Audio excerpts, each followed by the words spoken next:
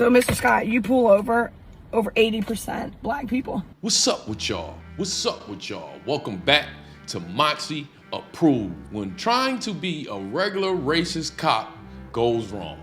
Charlotte Carter just went viral this week. She's from Chesterfield, Virginia, and she went viral with her interaction of being pulled over by a Virginia policeman and pretty much telling him his ticketing quota numbers right in front of his face.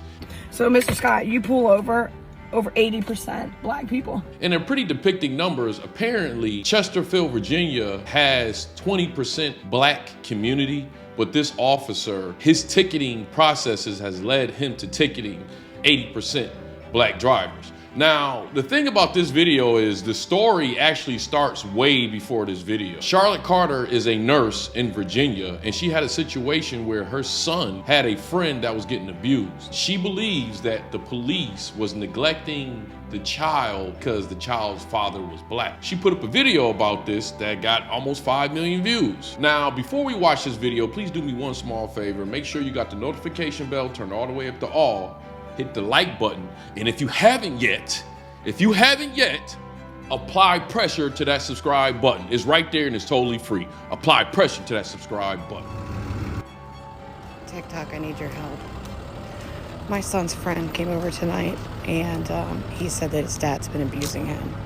I thought he was just a dramatic kid at first, but then I listened more. I looked at this kid's bruises. There's multiple bruises on several different portions of his body, all in different stages of healing. And as a nurse, I was taught that that is indicative of physical abuse. The police were apparently at his house Saturday, and he heard the officer telling his dad that it's okay to discipline his child as long as he doesn't break any bones, which is not valid. According to Virginia law, you're not allowed to leave marks. I'm not a dramatic person. I come into everything with an extremely open mind. I know how children are, how they can be, but this kid has a lot of the signs of being abused over a long period of time. He also has a brother who was removed from the home, and custody was granted to the grandparents because his arm was broken and his tooth chipped by the father, who says that it was an accident and they were just playing around. So then after this situation, Miss Carter tried to adopt the kid. She tried to be the guardian of the child. The county went through all kind of measures to make sure that never happened. So she claims after that situation that the police force there tried to intimidate her, like showing up to her property with suspicious questions. Can I help you? Can I help you? Over here by the garage. Can I help you?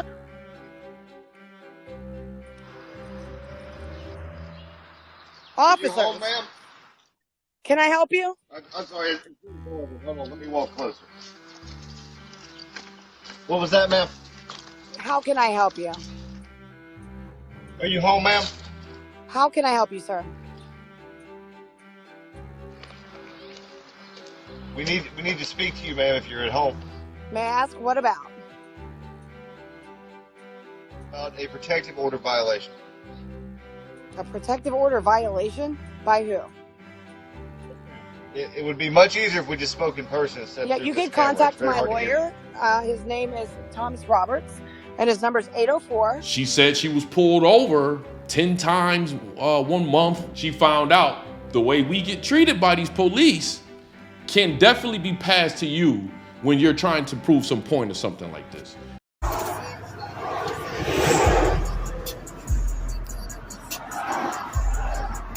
Police, reason I'm stopping you today is an improper display of your front tags. So it's my understanding that this state trooper never even was on the side of the car, never was in a position to see their car pass, to determine that they didn't have a front license plate. So this woman got pulled over by the guy, I believe, Officer Scott. And this is what happened. So, Mr. Scott, you pull over 80% black people. I went through all of your tickets for 6 months. And when there's a population of only 20% white people, of black people, only 20% of the population in Chesterfield is black. I don't know how you managed to ticket over 80% minorities. And I did a TikTok about it. I know that you know what I'm talking about because all y'all know about my TikToks. So that's okay. I'm not on TikTok, so no, I don't. And then someone even commented, said, I'm pretty sure S. Scott is a state trooper. I said, well, whoever it is, he's gung-ho because I only had to go back 6 months with you. In the past 6 months, you had ticketed, from when I did this about a month or two ago, you had ticketed 250 people that in Chesterfield that had gone to Chesterfield Court. And the person that I did in comparison to you had ticketed 240 people in an entire year. But you, I only had to go back 6 months, so you sure do write a lot of tickets, but... You can take your pen. That's yours. There's your ID and your copy, okay? That's Drive safe, funny. you guys going on the highway. That is funny. Now look, I don't have no problem with this woman. I'm glad she did it. I call this protesting for clout. I don't know necessarily if this woman was protesting for clout. This woman is Iranian. I believe she's an Iranian Karen. I think what she was doing with the child was definitely a right thing. She didn't get her way, so she went further and further and further, and she learned some information that this ain't nothing new. This is 2022, and these videos are still going viral. And you're gonna see a lot of these videos because there's a lot of southern states where everybody knows each other, where the police knows the lawyers, where the lawyers know the judges, and they do stuff like this and no one stops them. So we're gonna check in on this case if there is gonna be another update for it. I don't think it is. I don't think that this is going to stop. I think that this woman is protecting herself by documenting all this, as you should. But I don't think anything is gonna stop in Virginia. Let's just be real. It's not gonna stop. That don't mean that the law system is broke. That means the system is working the way that they want it to work. The main purpose why I play these videos on my page though is, we went through a period of 2 months on my page where we were talking about where FBA, Foundational Black Americans, where we're from, what we identify as.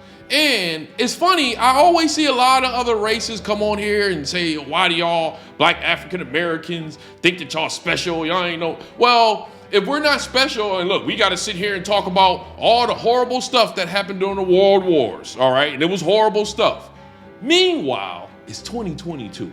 And as I'm doing this video right now with you, if you're Black, there's somebody that's going to sleep tonight that's waking up to make your life a living hell.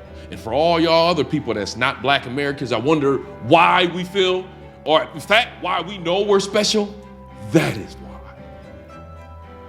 Because you can't stop the hate. That's why. Well, anyways, you know how we like to end our videos over here at Moxie Approved, right? With that water. I'll see y'all here next time on Moxie Approved.